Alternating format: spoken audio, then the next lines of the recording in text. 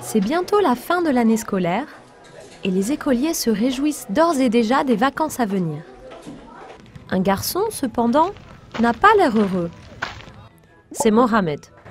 Il a encore une fois eu un blâme à son dernier test de mathématiques.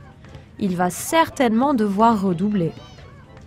Le père de Mohamed veut éviter à tout prix que son fils redouble.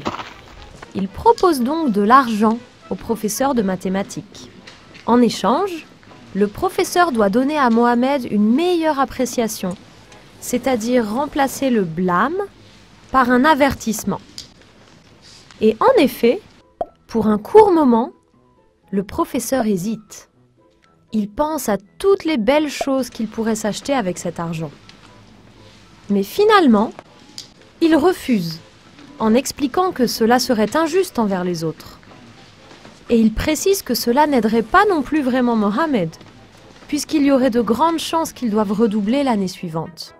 En effet, pour Mohamed, les cours de l'année scolaire suivante seraient encore plus difficiles à suivre que ceux de l'année en cours. Donc, en fait, en essayant de corrompre le professeur de mathématiques, c'est à Mohamed que son père fait le plus de tort.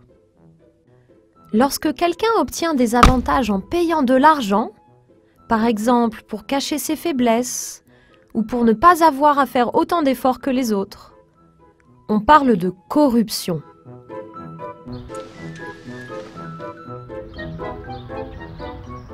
L'article du journal parle d'une entreprise de construction qui avait, comme beaucoup d'autres entreprises, posé sa candidature pour avoir le droit de construire la nouvelle école dans la commune d'Aïcha. Comme cette entreprise voulait absolument obtenir le marché, elle a essayé de corrompre l'un des membres du comité de sélection de l'État. Mais cette personne ne s'est pas laissée corrompre et a dénoncé l'abus. Résultat, l'entreprise est maintenant inscrite sur une liste noire et chacun sait qu'elle est corrompue. Quand il s'agit de construire par exemple une nouvelle école ou une nouvelle route, et qu'une entreprise corrompt un ou des fonctionnaires pour justement obtenir ce marché, on parle de corruption. Si une telle tentative de corruption apparaît au grand jour, par exemple parce que le fonctionnaire en question ne se laisse pas corrompre, ou si une troisième personne est au courant et ne garde pas le secret, l'entreprise concernée est inscrite sur la liste noire. Lorsqu'une entreprise se trouve sur cette liste, elle n'obtient plus de marché public.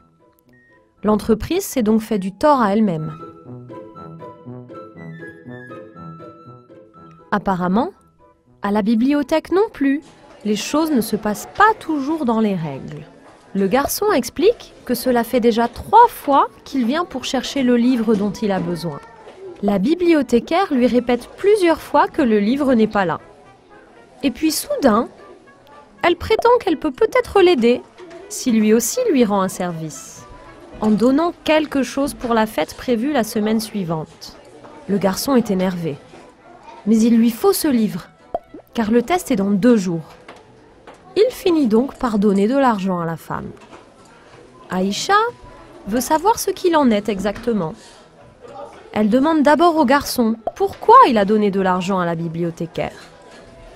Et ensuite, elle demande à la bibliothécaire pour quelle raison elle a pris l'argent. La bibliothécaire essaie de calmer Aïcha. Elle lui dit que le mieux serait de vite oublier l'affaire et tente d'acheter son silence. Lorsqu'une personne ne fait son travail qu'à condition de recevoir de l'argent en plus, ou lorsqu'elle se fait payer, en argent ou en service, pour des choses publiques auxquelles tout le monde devrait normalement avoir accès, on parle de corruption. En général, dans une affaire de corruption, il y a 2 protagonistes.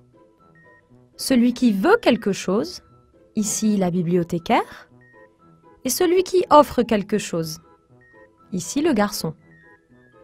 Pour lutter contre la corruption, il faut qu'il y ait plus de personnes comme Aïcha. Des personnes attentives, qui osent poser des questions et qui savent dire non. Aïcha se doute qu'il n'y a pas qu'à l'école que certaines choses ne se font pas dans les règles.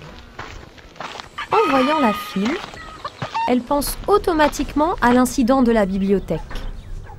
Mais contrairement à ce qui s'est passé à l'école, il doit y avoir ici des gens dans la file qui offrent volontairement de l'argent à la personne de l'autre côté de la file pour ne pas avoir à attendre.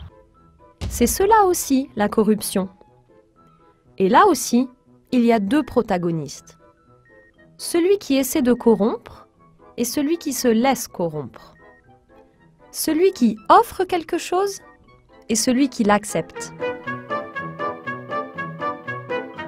Aïcha doit continuer son chemin. À la maison, ses parents l'attendent.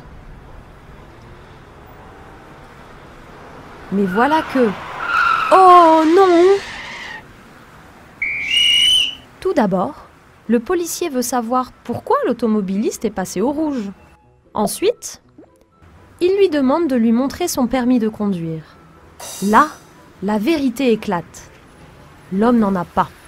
Comme il veut repartir au volant de sa voiture, il offre de l'argent au policier. Mais celui-ci ne se laisse pas corrompre et inflige 2 grosses contraventions à l'automobiliste.